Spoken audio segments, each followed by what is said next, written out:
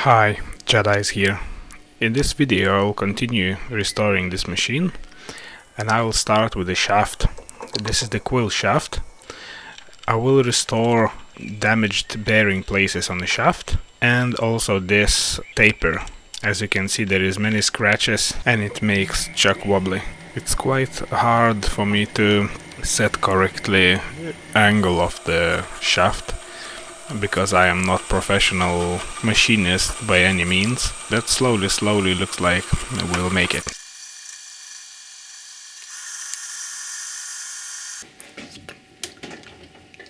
A little bit of sanding and it should be alright.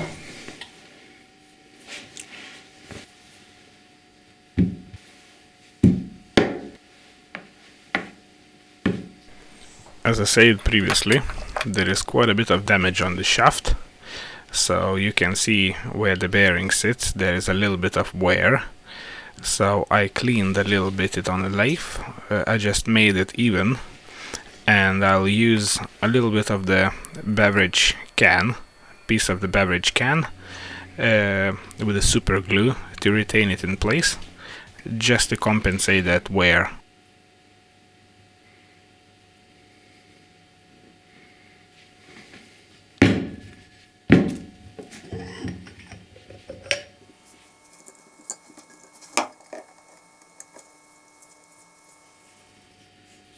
And this is the moment of truth, how it's gonna fit over that shim. And it fits nice and tight.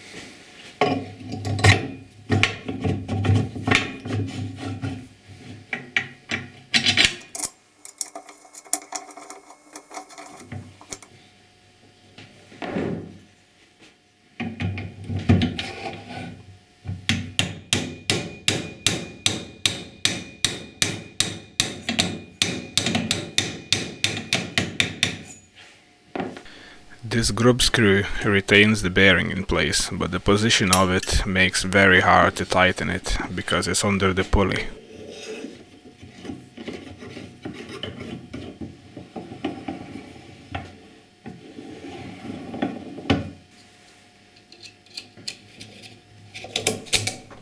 Off camera I made this brassy spacer just to make it work a little bit smoother.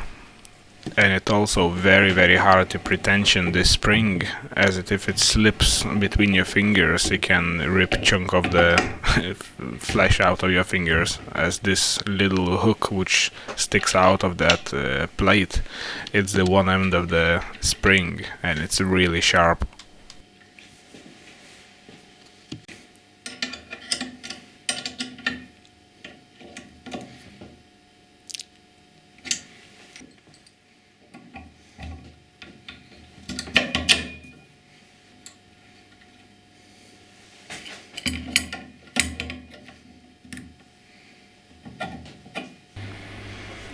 This is my new place where I moved my workshop. Recently I bought this shed. It's in my garden. It's 3 by 4 meters and nicely accommodates all my equipment, my metal turning lathe. This is a drill what we're restoring now. It's been quite few very rainy and windy days, so it was very nice to work on my projects.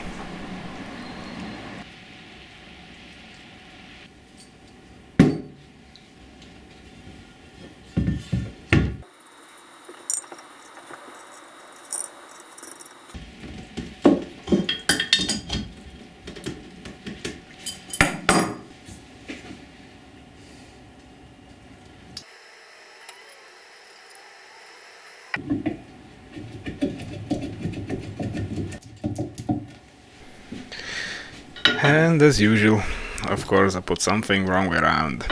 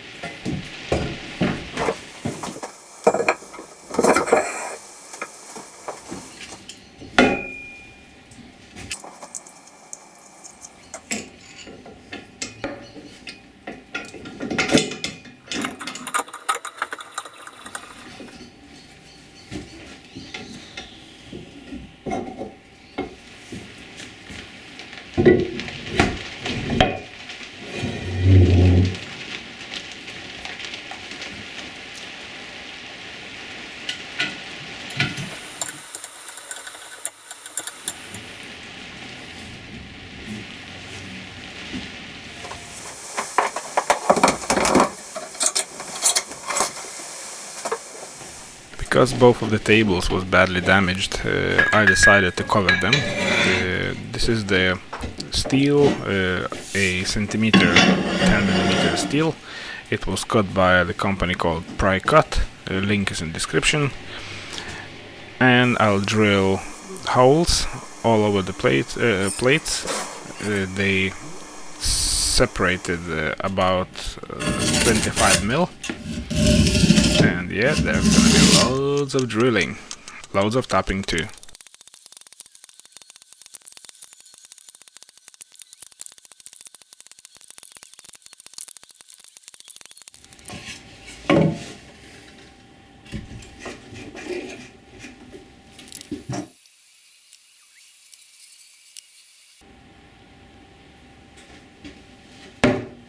Now this is gonna be a very good test for this machine.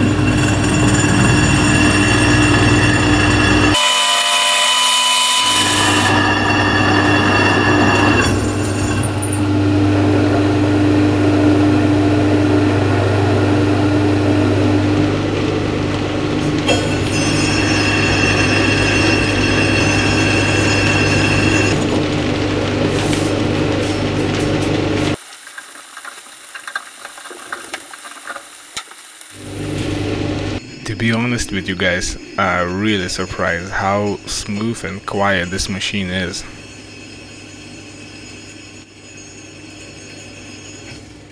And now, let's take a minute to appreciate this piece of art.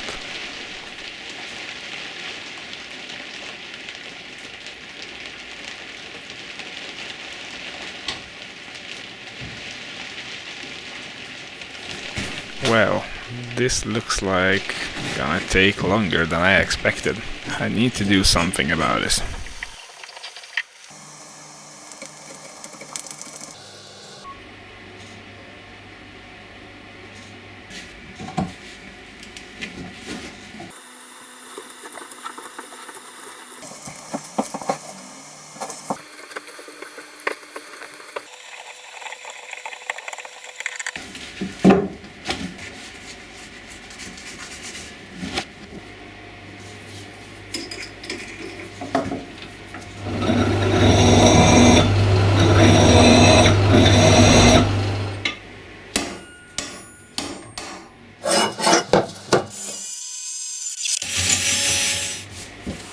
When I bought this machine, this Tauco plate was already damaged, so I decided to recreate the new one. And, I printed these stencils on vellum, then I'll use some ferric chloride, water. This pipe I'll use just as a copper source. I'll make it flat on a roller mill.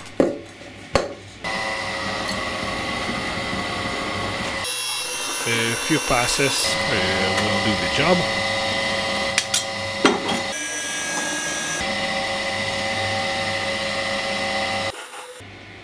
This is a photosensitive paint. I'll apply it using this very soft brush. It is possible to dilute it with acetone. I didn't have proper acetone, so I used the nail varnish cleaner, which I stole from my wife. Several layers needed to apply. It's not really smooth, but it will do the job.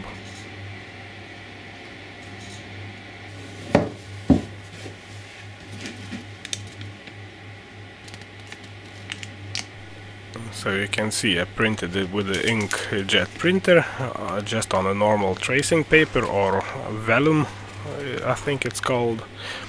I sandwiched together two of these papers to make sure it will block enough UV light. This is how it looks after curing in oven around 100 centigrade for 40 minutes.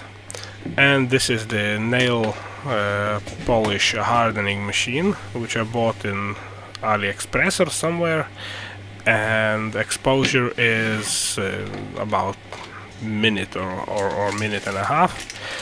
This is sodium carbonate or soda, so we'll add a little bit of it. It doesn't really matter how much. Most important to make water nice and warm, and keep it warm over all development process.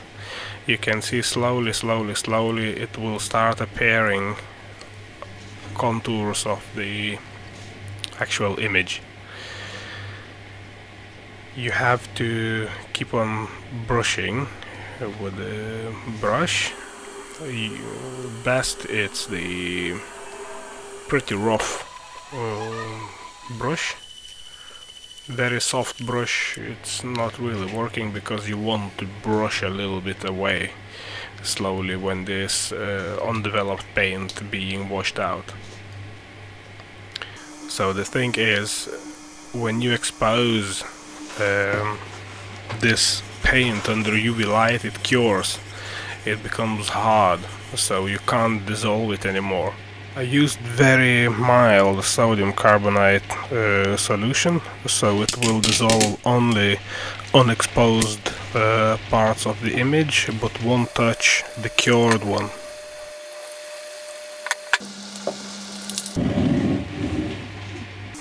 You have to use afterwards really strong, like a drain pipe cleaner, to remove it. This is ferric chloride solution. I made a little tab out of sellotape, and I preheated ferric chloride, and this is how it looks after being in there for I think an hour or something, because my ferric chloride is not fresh anymore.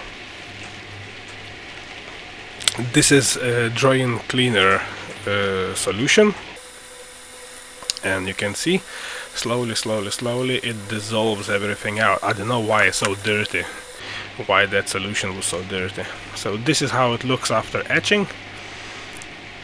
Pretty alright. All of the etched parts I will cover with paint to make it red. A little roughing around with the scissors, then with file, and it's ready to be painted. This is pretty time consuming process. If you want to make it nice and beautiful without leaking over, so it takes a little time. It's pretty fiddly.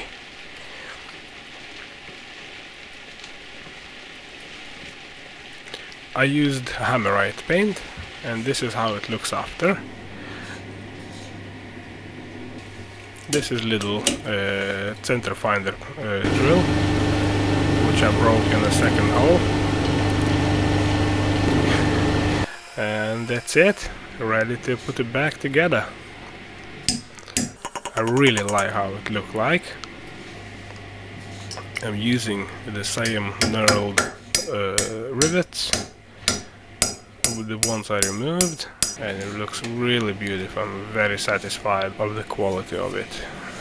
And this is how looks everything back together.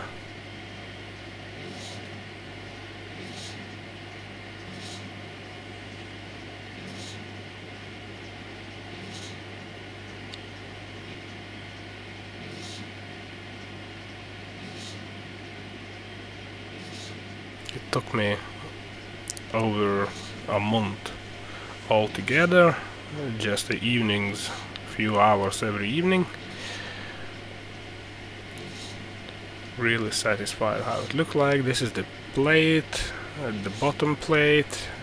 I made with all these threaded holes to use kind of like a clamps when I want to drill.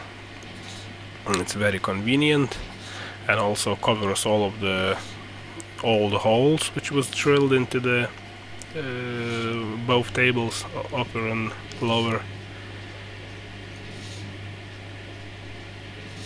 The actual cover of the chock was a little beyond repair, so I removed it because I don't really use it too much, because it just covers all of the it restricts the view of the actual PC drilling. And time to test it. I'm very satisfied how it drills. It's so smooth, and it's like so rattle free. There's nothing rattling, no noise, nothing like any additional noises, nothing. It just drills. Yeah, I used the cheap eBay cutter. I think it's a couple pounds, £2 something on eBay, but it's really good, surprisingly good. I even used it on the mill ones. So that's it. The project ended. Another nice restoration. Please, everyone who liked, subscribe to my channel, put a thumb up. And thank you very much for watching. See you next time. Bye.